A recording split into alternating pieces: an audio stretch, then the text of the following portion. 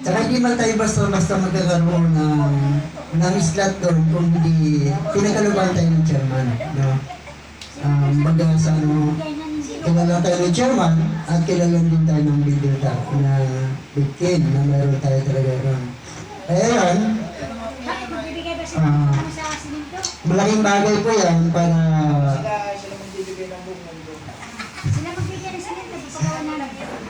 yan, no? So, purihin ang Panginoon sa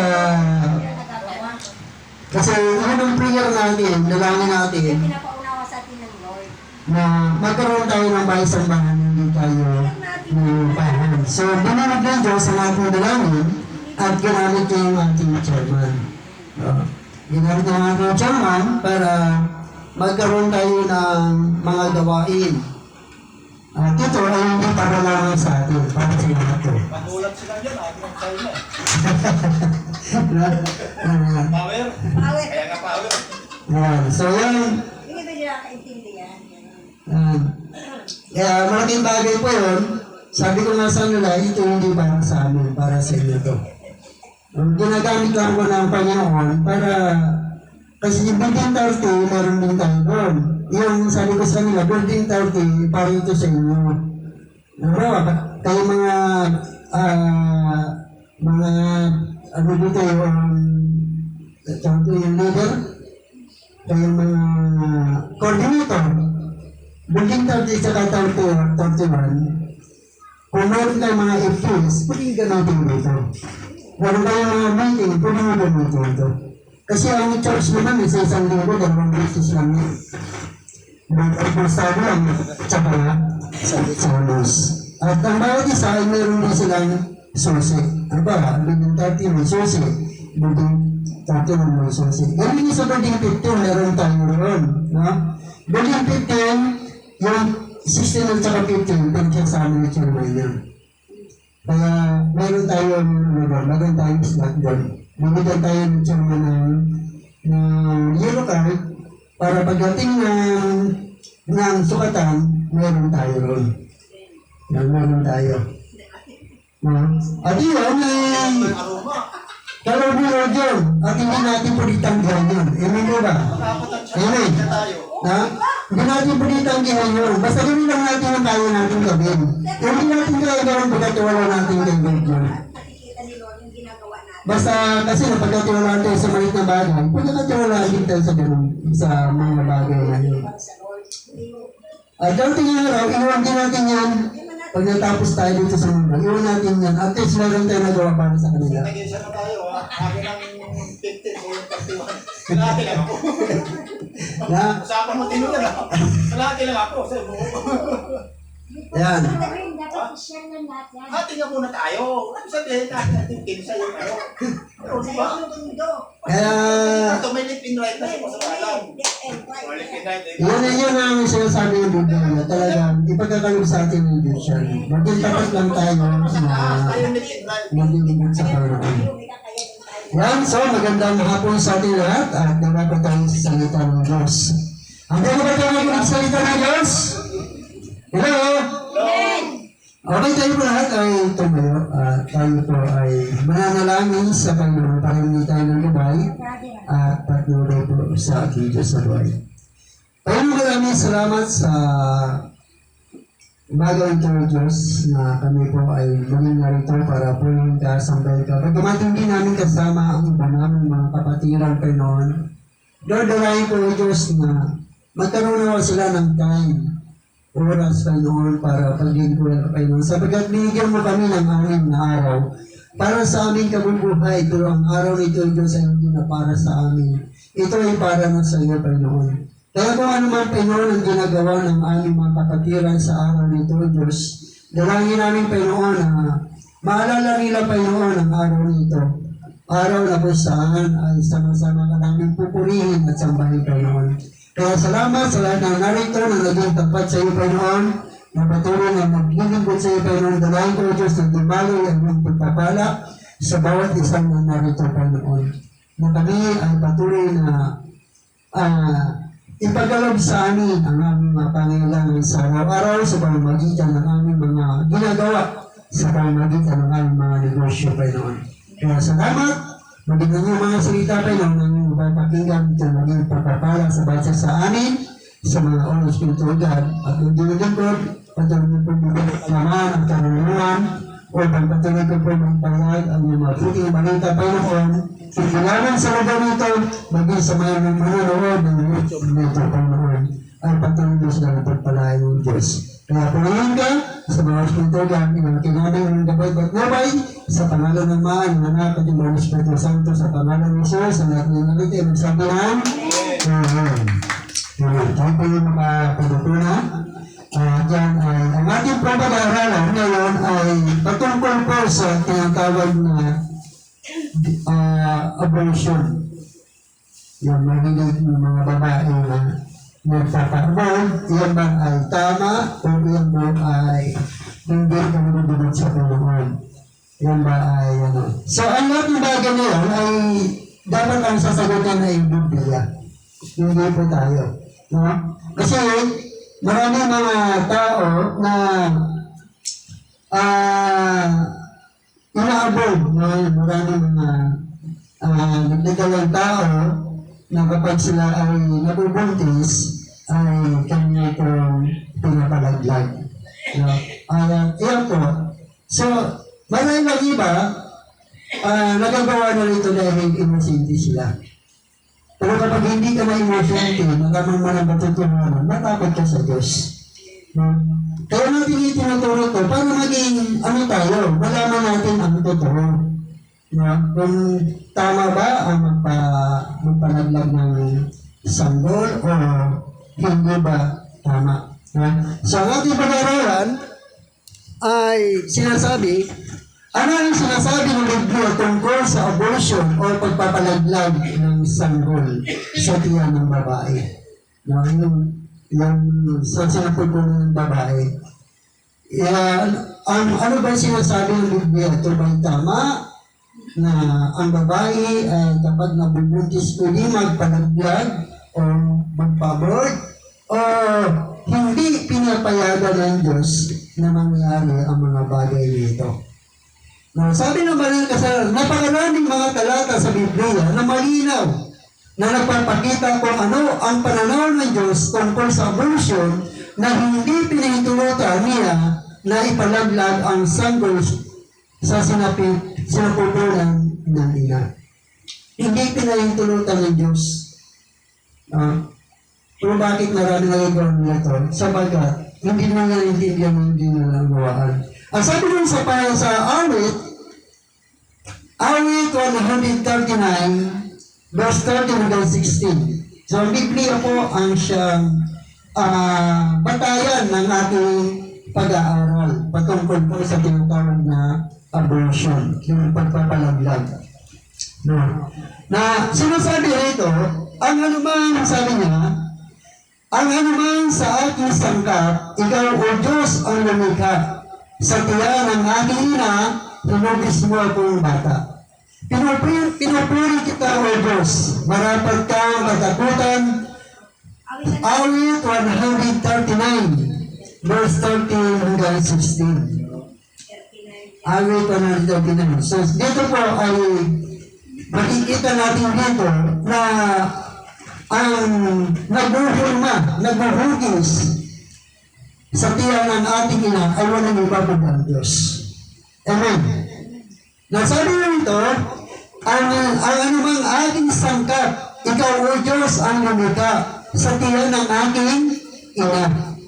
Hinugis mo akong bata, pinupuri kita o Diyos, marapat kang katakutan. Ang lahat ng gawain mo ay kahangangang tunay. Sa loob ng aking puso, lahat ito'y aking kinikintan. Ang buto ko sa katawan, nung iyo ay hinugisan. Sa loob ng bahay bata, doon iyo'y napapansin. Lumalaki ako roon, sa iyo di naluluhin. Ako yung iyong nakikita na hindi pa man isinulang. Batid mo kung ilang taon ang haba ng aking buhay. Pagkat ito'y nakatitik sa aklat mo na talaan. Matagal Matagal ang balangkas, mangikay lamang ang may alam. Ang aktibang pagkikilos ng Diyos. Yan. So dito ay sinasabi ng banal na kasulatan, ang Diyos ang nag-uhugis. No? Siya yung naglalagay ng buto, siya yung nag-uhurma sa'yo. Kaya hindi pinatulutan ng Diyos na gawin ng isang tao na magpabog o magpanaglag. Sapagkat ang buhay ay galing po sa Diyos. Ayaw ng Diyos na mangyari na sinasabi na ang aktibong pagkilos ng Diyos sa paglikha at paghugis sa kanyuhan ng bata sa tiyan ng kanyang ina ay malinaw ito na sinasabi ng Biblia. Maging mo sa Exodus chapter 21 verse 22 hanggang 25 kasi dapat ang batayan talaga natin ng Biblia. Kaya habang pinag-aaralan dito ay dapat lagi tayo nakabatay sa banal na kasulatan na ang pagpapahubog ito ay pinitulutan ng Diyos o hindi pinitulutan ng Diyos. So dito sabi niya sa Exodus chapter 21 verse 22 hanggang 25, sabi niya kung ang nag-aaway ay makasakit na nagdadalang tao at dahil doon nakunan ito, ngunit walang ibang pinsala. Ang nakasakit ay magbabayad ng halagang hinihingi ng asawa ng babae ayon sa kapasyahan ng mga hukom. Ngunit kung may iba pang pinsalang tinamo ang babae, parusahan, nakasakit, buhay din ang kabayaran sa buhay. So doon ay sabi ng Biblia na kapag mayroong nag-aaway at mayroong buntis na nadamay at napunan at ang sabi ng Biblia kapag buhay ang nawala ay buhay din ang kabayaran. Kabayaran. Ibig sabihin ayaw ng Diyos na yung ginagawa ng isang babae na sanggol sa kanyang sinupupunan ay mapinsala. O kaya mawala ng buhay. Sabi niya, mata sa mata, ngipin sa ngipin, kamay sa kamay, paa sa paa. Sunod sa sunod, sugat sa sugat, galos sa galos. Kaya ipinahayag ng Diyos ang hatol na kamatayan sa sinumang magiging dahilan ng kamatayan ng sanggol na nasa tiyan pa lamang ng kanyang ina. Ito ay malinaw na nagtuturo na tinuturing ng Diyos ang sanggol sa tiyan ng ina na gaya sa isang matanda na mayroon ng sapat na pag-isip para sa mga Kristiyano. Dahil sa ating mga Kristiyano na nakakalam na ng katotohanan, tapos ikaw ay nagdalang tao ka at pinalaglag mo ito, ay kasalanan sa Diyos. Pero kung nagawa mo ito, hindi ka pa Kristiyano, ibig sabihin, insentive ka ron. Pwede ka pa humingi ng tawad sa Panginoon dahil nga nagawa mo yun dahil hindi ka pa talaga, hindi mo pa alam yung tama at mali. So yung tinuturo natin ito, pinangangaral natin ito bilang naglilingkod sa Panginoon. Dahil yan ay itinuturo sa banal na kasulatan. Amen. Hello? Itinuturo yan kasi may buhay Kristiyano tayo. May buhay pananampalataya tayo. Dapat alam natin ang mga bagay na hindi pa natin nalalaman. Hindi pa natin nalalaman. Kung gano'n na sa nalalaman na natin na mali magpabog, mali yung magpadaglag ng bata, sabi ng iba. Pero walang batayan. Kung dito ay mayroong batayan. Amen. Ibig sabihin, tinuturuan tayo ng Biblia na mali ang magpalaglag. Kaya ang Kristiyano, kaya ang pagpapalaglag ay hindi maituturing ng karapatan ng ina. Ang pagpapalaglag ay hindi maituturing na karapatan ng ina. Upang mamili, ito ay patungkol sa buhay o kamatayan ng isang tao na ginawa ayon sa langis ng Diyos. Ibig sabihin, kung nagpapabol ka, nagpapalaglag ka ng bata, hindi mo yung karapatan. Amen. Hindi mo yung karapatan, ibig sabihin, wala kang karapatan na natanggalin ang bata sa loob ng iyong sinapupunan. Bakit? Sapagkat ang tao ay ginawa ayon sa langis ng Diyos. Na sinabi dito sa Genesis chapter 1, verse 26 hanggang 24, ang sabi niya, pagkatapos sinabi ng Diyos, nahihikain natin ang tao ayon sa ating larawan, ayon sa ating langis. Sila ay mamamahala sa mga isda, sa mga ibon, sa himpapawid, at sa lahat ng hayop, maging maamo o mailap, malaki o maliit. Nilalangan ng Diyos ang tao ayon sa kanyang larawan. Sila'y kanyang nilalang na isang lalaki at isang babae.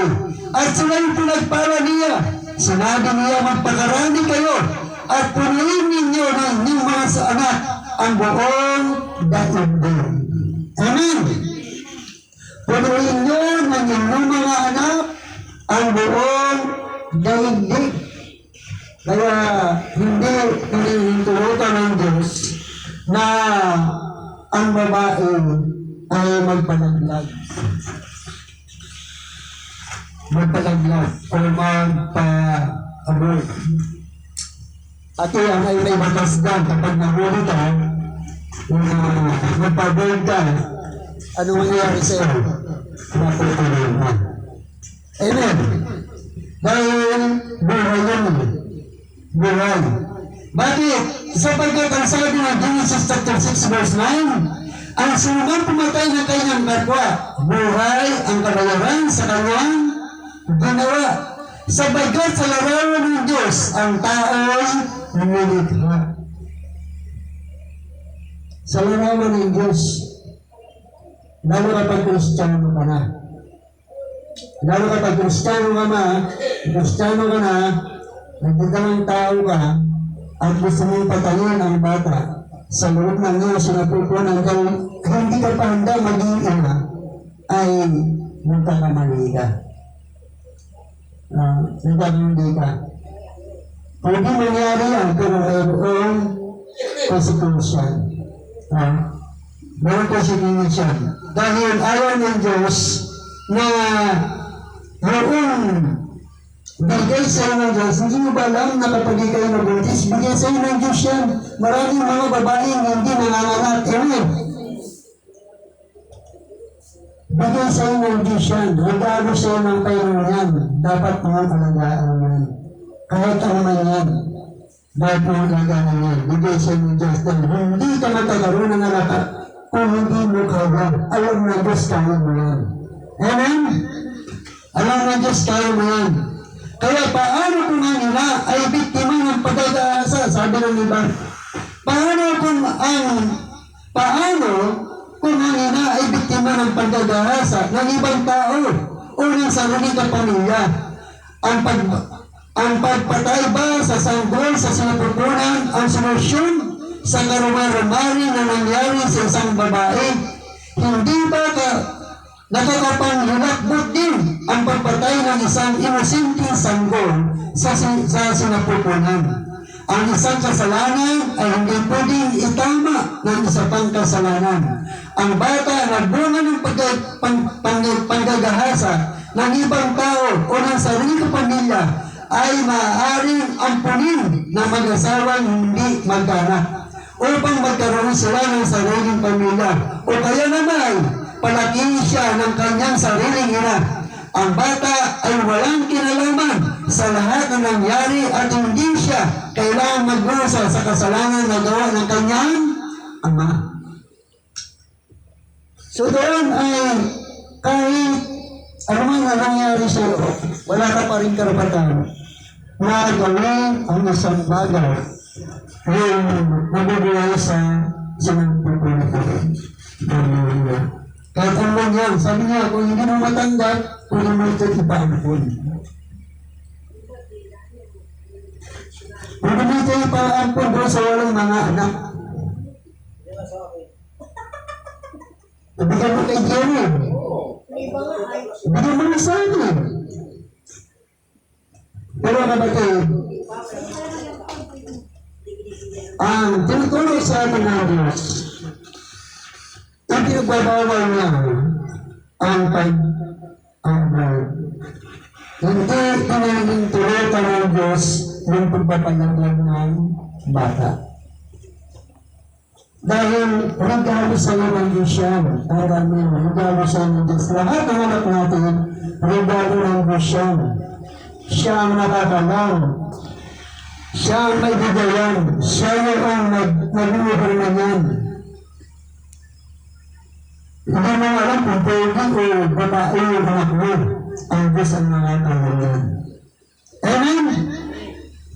Ang Diyos ang nakakalang yan. Kaya ang isa pang argumento sa pagtataguyod ng abortion ay kung nakataya ang buhay ng ina. Ang totoo lang, ito ang isa sa pinakamahirap na sitwasyon tungkol sa isyu ng abortion. Una, dapat natin tandaan na ang ganitong sitwasyon ay nakapakaliit lamang sa porsyento sa mga kaso ng abortion na nagaganap sa buong mundo. Mas maraming abortion ang isinasagawa upang iwasan ang mga obligasyon kalakip ng pagsisilang ng sanggol kaysa protektahan sariling buhay ng isang ina. Kasi ang iba, ginagamit ito, ang abot na ito, dahil ayaw nilang magkaroon ng obligasyon. Dahil sabi nila, hindi pa sila handa. Kaya sila magpapabudurin. Nangyayari mga bagay dito, pero ang totoo, hindi ito pininitigatan. Sila lang mga gusto. Amen. Sila lamang mga gusto. Kaya dito ay sinasabi na upang iwasan ang mga obligasyon kalakip ng pagsisilang ng sanggol kaysa protektahan sa sariling buhay ng isang ina. Ikalawa, tandaan natin ang Diyos ay Diyos ng himala. Kaya niyang ingatan ang buhay ng ina at ng sanggol sa kanyang sinapupunan sa kabila ng hatol ng mga doktor. Sa halip ang ganitong kaso, ito ay magpapasya lamang sa pagitan ng mag-asawa at ng Diyos. Ang sinumang asawa na maharap sa ganitong napakahirap na sitwasyon ay nararapat na manalangin ng taimtim upang bigyan siya ng karunungan ng Diyos sa gawain pagpapasya. Kaya, so dito sa pag-abot, kung talagang buhay ang kapalit ng asawa, sabi ng Biblia, kung naniniwala tayo, ang Diyos ay gumagawa ng himala, dapat magtiwala tayo sa Diyos. Huwag tayo magtiwala sa doktor. Amen. Huwag tayo magtiwala sa doktor. Sapagkat, ang sabi ng Biblia, binigyan tayo ng pagkakataon ng manalangin, mag-pray sa Panginoon. Ang sabi na sa Santiago chapter 1 verse 5, sabi niya, ngunit kung ang sino man sa inyo ay kulang sa karunungan, humingi siya sa Diyos at siya'y bibigyan. Sabagat ang Diyos ay nagbibigay ng sagana at dinunumbat. Subalit ang humingi ay hindi dapat magtiwala sa Diyos at huwag mag-alinlangan. Sabagat ang nag-alinlangan ay parang alon sa dagat na itinataboy ng hangin kahit saan. huwag umasang tatanggap ng lamang mula sa Panginoon. Ang taong pagbago-bago ang isip at di alam kung ano talaga ang nais niya. Kaya hindi solusyon ang abortion, ang pagpapalaglag para makaiwas ka sa kasalanan o kaya makaiwas ka sa tinatawag na obligation o kaya maiwasan ang pagkawala ng ina. Kasi ang iba pinapipili ang doktor, anong gusto mong mawala? Yung ina o yung anak? Pinapipili. Sa anong pipiliin mo? Ang mabuhay ang anak o mabuhay ang ina? Ang totoo sa akin ng banal na kasulatan, ang may hawak ng buhay ay hindi ang doktor. Amen. Ang may hawak ng buhay ay ang Diyos.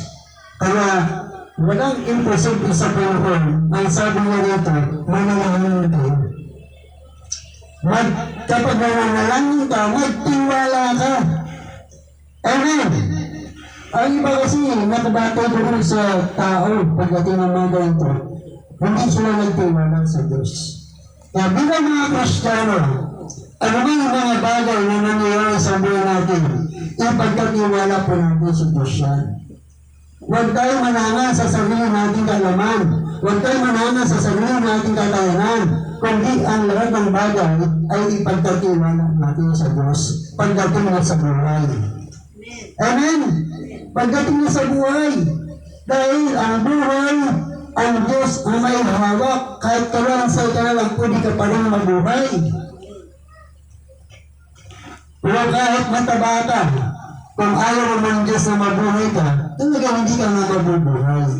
Kasi ang may hawak ng ating buhay ay walang iba kundi ang Diyos. Kaya huwag natin patayin ang mga bagay na ipinagkaloob sa atin ng Diyos. Kaya mahigit sa 95% ng abortion ay sinasagawa sa panahon ngayon dahil lamang sa ayaw pa na magkaroon ng anak. Yan ang dahilan. Dahil ayaw pa nilang magkaroon ng anak. Kaya sila nagpapa-abort. Kaya sila nagpapapalaglag ng sanggol. Pero ang totoo, ayaw ng Diyos ng gano'n. Kaya kulang sa 5% lamang ng abortion ang sinasagawa dahil sa kaso ng panghahalay o kaya naman dahil sa panganib sa buhay ng ina. Kahit sa 5% na nabanggit, hindi dapat na maging pangunahin ang solusyon ng abortion. Ang lahat ng pagsisikap na iligtas ang buhay ng isang tao sa tiyan ng ina ay kalugod-lugod sa paningin ng Diyos. Para sa mga nakapagsagawa na ng abortion, tandaan, ang abortion ay katulad din ng ibang kasalanan na kayang patawarin ng Diyos. Amen. Na kayang patawarin ng Diyos sa pamamagitan ng pananampalataya at paghingi ng tawad sa Panginoon. Si Jesucristo lang, si Jesucristo, lahat ng kasalanan maliban sa pamumusong sa Espiritu ay hindi mapapatawad ng Diyos. Lahat ng ginagawa natin na kasalanan dito sa mundo nito ay pwede tayong patawarin ng Diyos.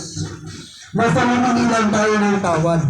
Ang hindi lang mapapatawad sa atin ng Diyos kapag tayo ay lumusong na sa Espiritu Santo.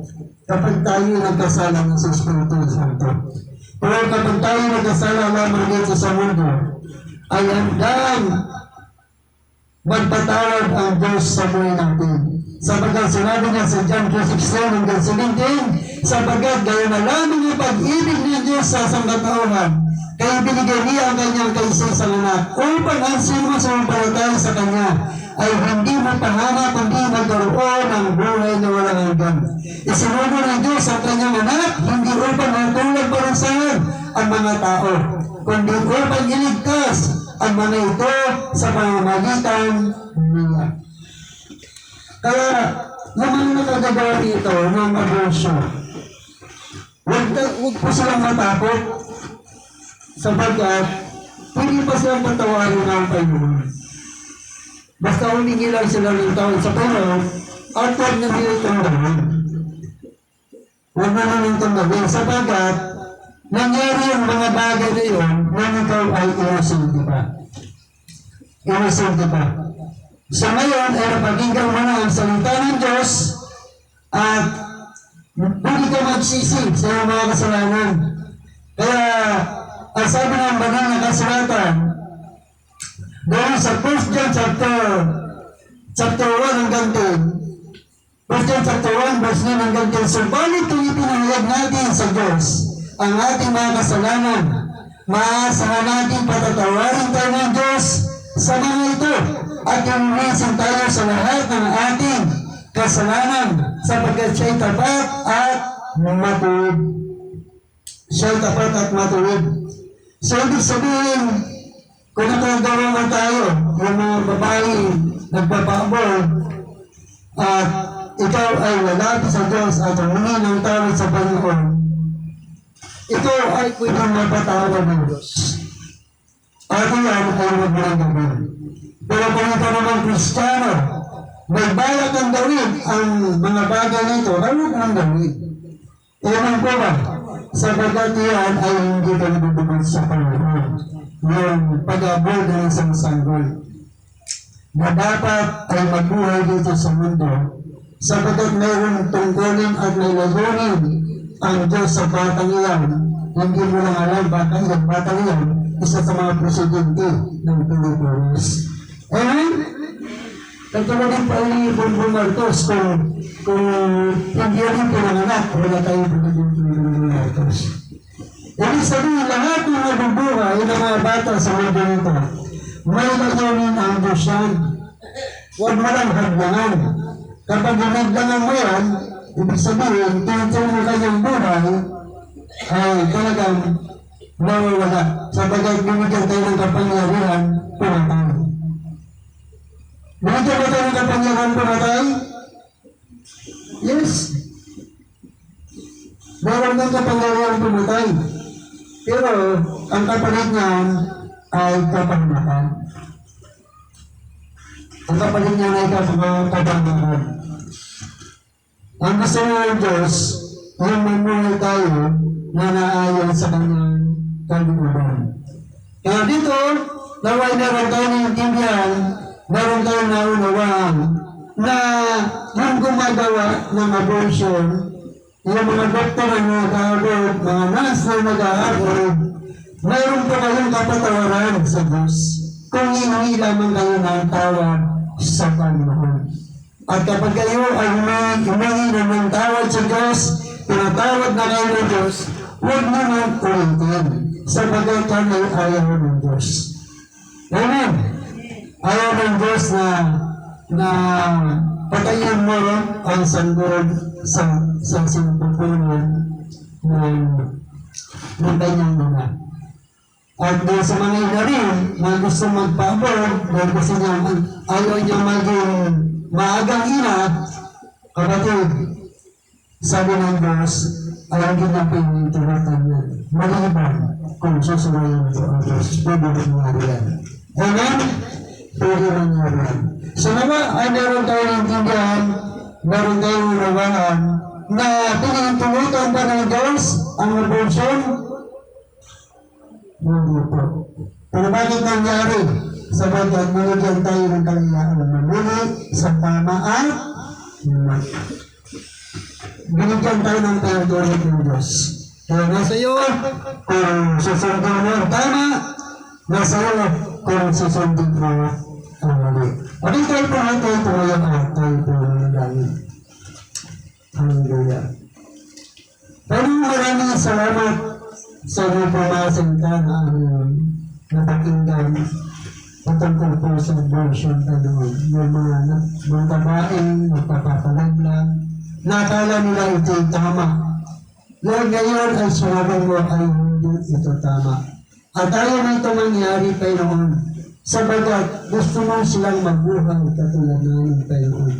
Salamat sa mga magulang namin na inalagaan nila kami hanggang kami ay dumating. Lord, dalangin namin sa mga bagong ina pa noon, mga dadalang tao pa noon, na sila ay nagbabalak na ipalaglag ang mga bata sa mga sinapupunan pa noon sa pangalan ni Jesus Lord, dalangin ko pa noon, na sila ay matakot sila pa noon. Na hindi nila dapat gawin ang mga bagay nito pa noon. Lugos, dapat sila magpasalamat sa iyo pa noon, sapagkat ipinagkaroon ng Diyos sa kanila, sapagkat meron kang layunin at ito ay makakatulong sa kanila pa noon. Kaya salamat sa mga pagpapala mo at sa iyong mga salita na aming napakinggan. Pagpalain mo po ang lahat ng ganito at makikinig at manunod po yun sa YouTube channel dito pa noon. Kaya purihin ka sa mga hospital Diyos na nakakila ka namin sa pangalan ng Ama, ng Anak, at yung mga Espiritu Santo, sa pangalan ng Jesus, at ang sabi ng Amen. Mako na po tayo sa ating pagbibigay. Magbigay ng taos-puso at ayon sa kanyang kalooban at hindi napipilitan lamang. Tatawagin ko na po si Brother June.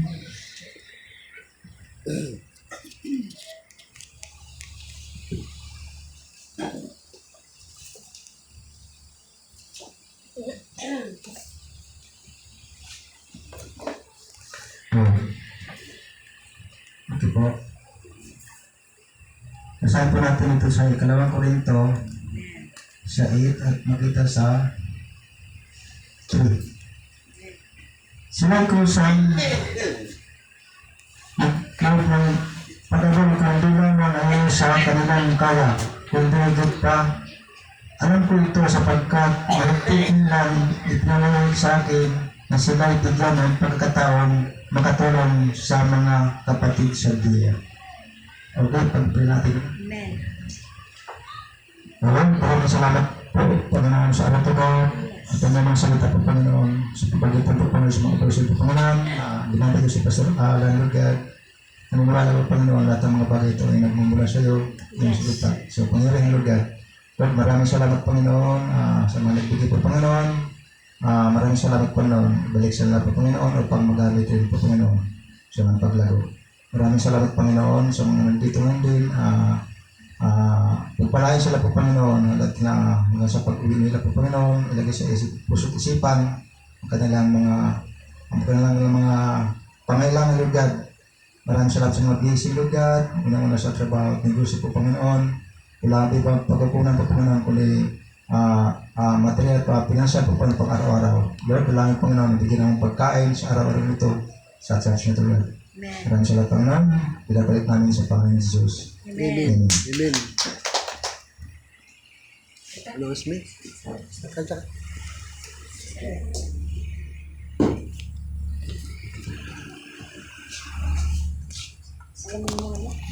Den. Wow mo. Maganda si...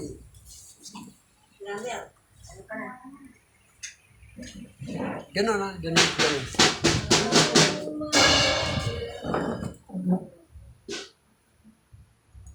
Kunting pala.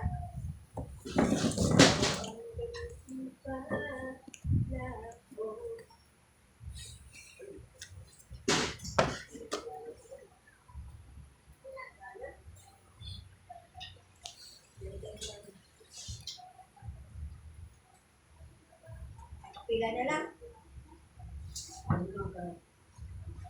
Maraming manhadlaan sa aking pagsunod at kabalas ay napapagod. Hindi papitigil, patuloy na maglibig. Ikaw ay malugod, buong kaba. Ikaw ay aking maglingkuran, nahihirapan man, kahit pa nasusugatan, katang kapanin mo,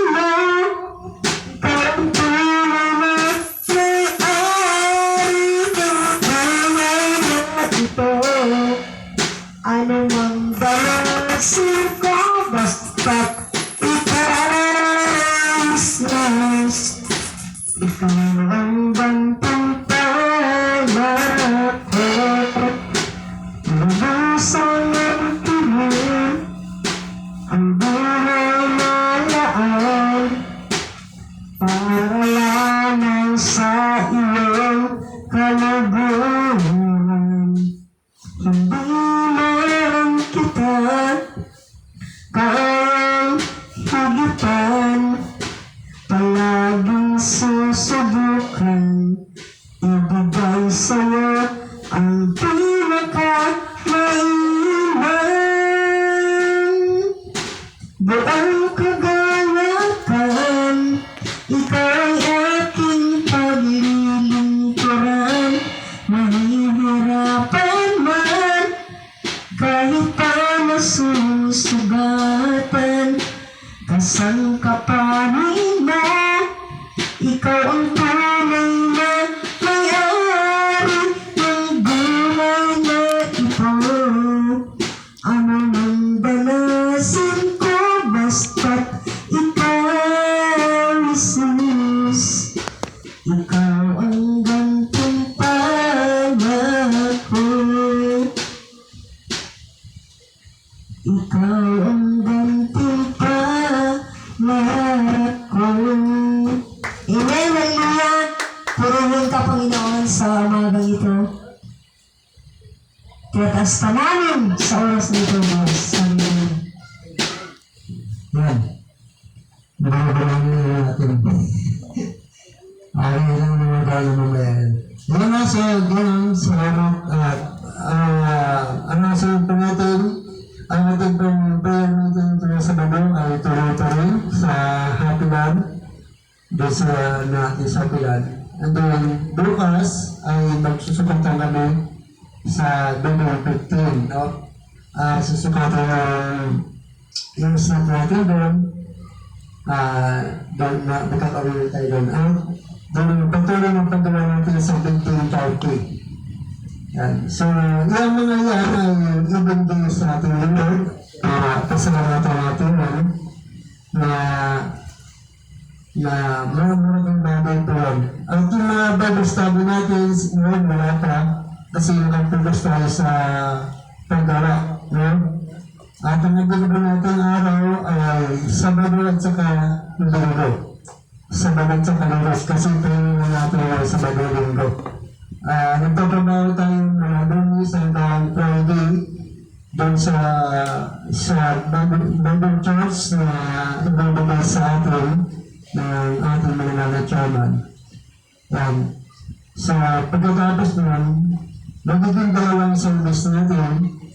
Umaga dito, papabahan. At magiging hindi ang ating pangbahan sa pangbahan. Pagdating ng takban, kung nalabi ng Diyos kung nalabi ng Diyos, lahat ng bagay ay yun ang magiging plano natin. At lagi natin pagpapray na kasalubuhan naman natin wala tayo alam Bakit ngayon, baka ang sabi wala na. Kaya hanggang wala tayo, magpapagalit tayo sa Panginoon. Naman pa ba? Magpapagalit pa tayo. Kaya sa Panginoon ng Panginoon, sa araw na ito, malapit na po yung ano natin, itong tawag na December. Nagpano si Sister, siguro sabi sa mga mga wala sa yung meeting natin para sa December. Ano ba yung magiging plano natin? Yan. Hindi tayo nagsasimula kasi may pumapasok tapos may lumabas na kaso na paglabas doon tayo sa sila So, sana maging tapat po tayo bilang mga member na maging matapat po tayo. Kasi nga, yung mga kapatiran natin ay sa magbabalaan sila. Bagay po yung mga pumapasok at mayroong umalis. So, sabi ko nga, ang church ay isang pamilya. Kailangan maging tapat tayo sa pamilya natin, magpatuloy tayo. Sana natuto tayo. Ang sabi nga, Nung pagpasok dito, hindi naman po basta-basta tatanggapin kasi pangandalian ba eh. Hindi panggabang buhay. Dapat pangandalian lang. Siyempre nga iba, so kailangan mo ito. Kasi yung gawa mo guys, lahat ka ito yan. Habang gawa ito yan. Ang pagpili natin, bilang magkakapatid, bilang pagmamahal sa Panginoon sa disciple of Jesus Christ, ay maging matatagpo tayo. Maging tapat tayo sa panginapan natin. Kaya sabi nga ba sa ating pastor na kasama natin dito, dahil sa mga pastor ka naman, maging tapat ka na doon. Hindi kita aasahan dito.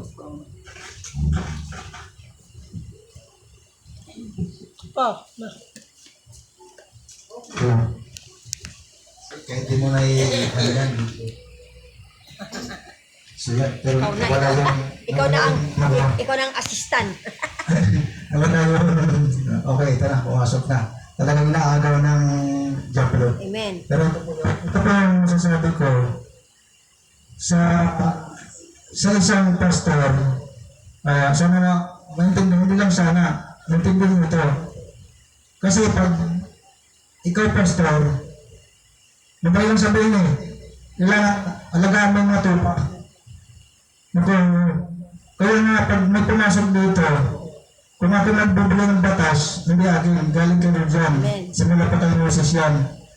Iniingatan po lang ng church natin na kung sino papasok dito, kukusapin ang mga member. Oo. Hindi isa lang. Amen.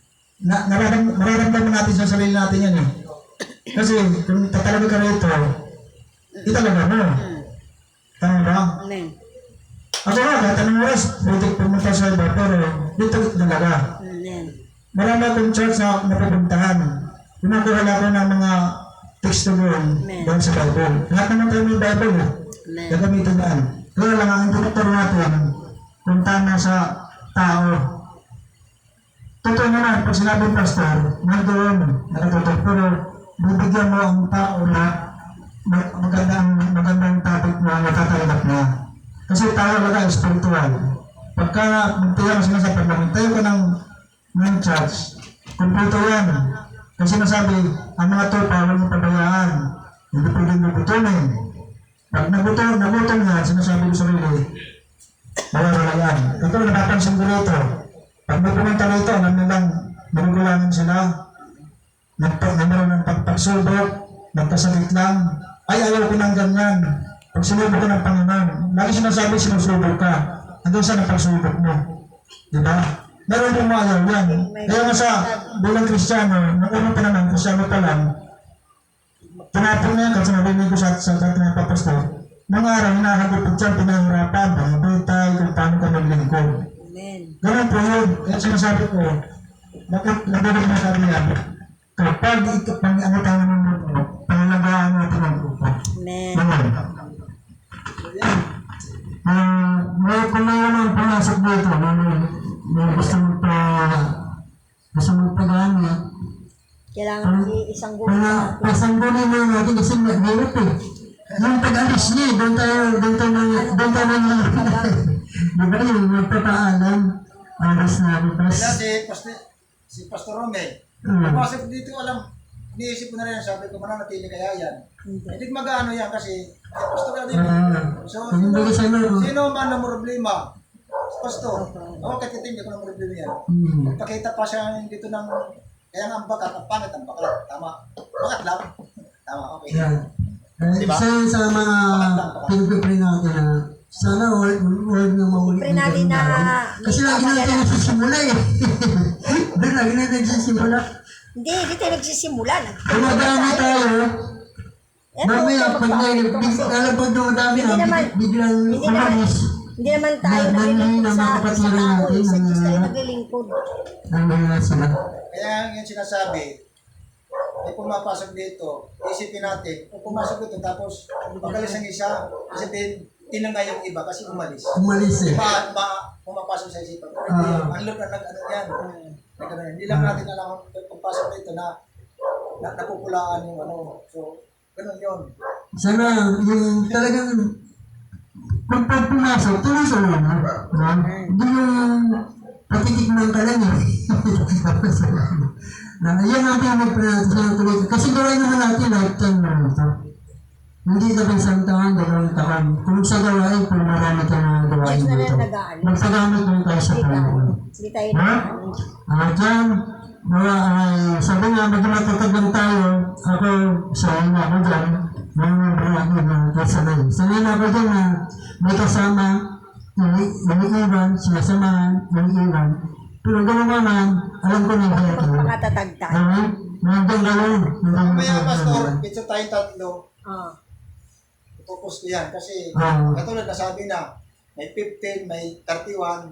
Sabi sabihin, pag natayo yan, hindi ko pa pinangangako, no? Ano ba ka lang, pwede rin ako magano sa 15. Kung saka sakali. Tapos, basis to rin. Hindi mo tayo magtuturuan. Okay, yan. Tapos mo na natin ito. Oo, bilang Diyos. Kaya nga sinabi ko Doon nga, basta sabi nga, kaya papicture natin. gumawa lang tayo ng Kaya nga, ano nga yan, may Mabuti sinasabi ko na. Panginoon. Kaya sinasabi minsan, nangangako na, minsan di nag-ano. Okay, tapos na tayo. Tayo muna yung sige. para mag-ano. Okay, okay natin. Wala tayong gitara kasi sila yung instrumento natin. Mag-pray tayo na bilang tayo ng Panginoon na bagong instrumento, walang imposible. bagong drum set, Nagagawa ko. para maging masaya ang pagpupunta. Amen. Hindi mo Hallelujah. nang hindi po masaya po tayo. Amen. Na masaya po tayo. Kaya tayo manalangin, Panginoon, maraming salamat sa inyo pong mga salita po noon na amin po na napakinggan po noon. Yes. Huwag siya naging pagpapala sa basa sa amin Panginoon. Bagman ang ba'y nasasaktan o masakit man ito Panginoon. Pero ito ang totoo Diyos. Dapat namin malaman ang mga bagay Panginoon na hindi ko nagulog sa iyo at ang mga bagay na nakalagulog sa iyo Panginoon. Bilang naglilingkod sa iyo Panginoon na hindi kami maging inosente Panginoon. Kundi kami ay maging hayag at malaman namin ang mga bagay nito Diyos. Kaya salamat at sa mga kapatiran namin na narito Panginoon ang tapat na naglilingkod sa iyo Amen. bilang legitimate member Panginoon ng disciple of Jesus Christ. Malayan ko Panginoon na maging matatag ang basa sa amin Panginoon bilang magkakapatid Panginoon. Ang bilang pastor mo Diyos, salamat sa pagkakalan ko God na hindi mo kami iniiwan ng pagkakalan man. Salamat sa mga nagdaan ng mga pagsubok at balay namin kami ay natuto Panginoon. Purihin ka sa lahat ng ganito at sa mga sa pag-usapan namin kung paano naman kami ingatan sa aming pagtungo sa lugar ito God at gagawin mo Diyos. Bago kami muli Panginoon, alam ko namin ang gabay pagnubay Panginoon ay sumamin pa rin sa Ama ng Anak at ng Espiritu Santo sa pangalan ni Jesus. Ang lahat ng mga ito nagsabi na Amen. Amen. Amen.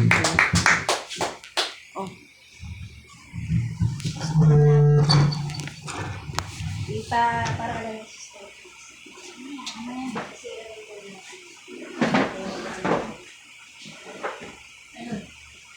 Ganda lang ako ng salamin mo.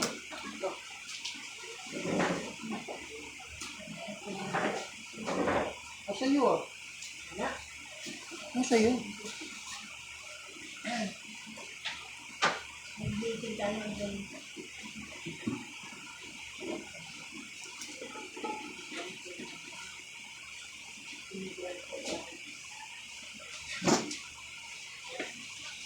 Nag-iipag na tayo sa ano, wala namin din. Marami pa ng sabit din. Kaya nga sinasabi ko nga sa inyo. Ngayong linggo,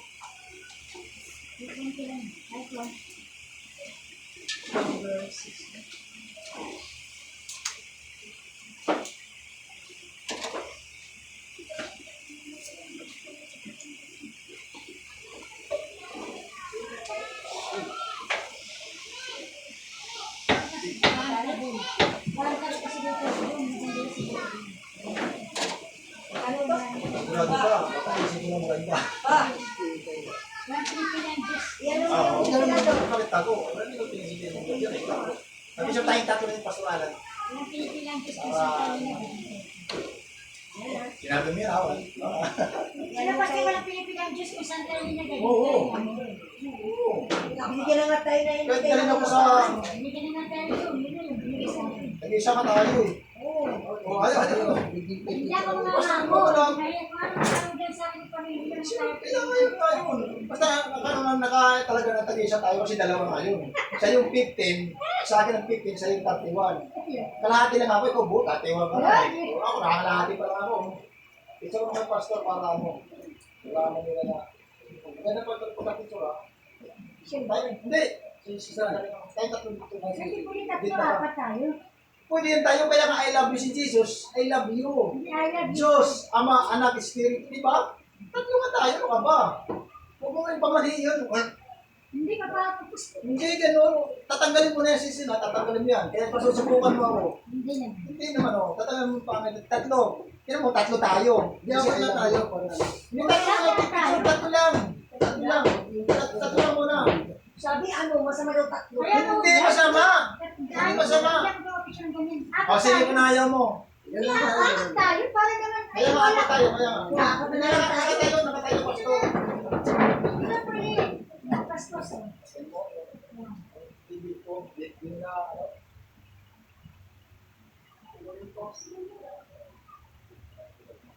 Kami tatlo. Tatlo kayo. Ito tayo, tatlo. Pwede nga yan. Tatlo sa Ay, hindi mangyayari. Hindi kaya natin Okay lang, sige, okay lang. Wala.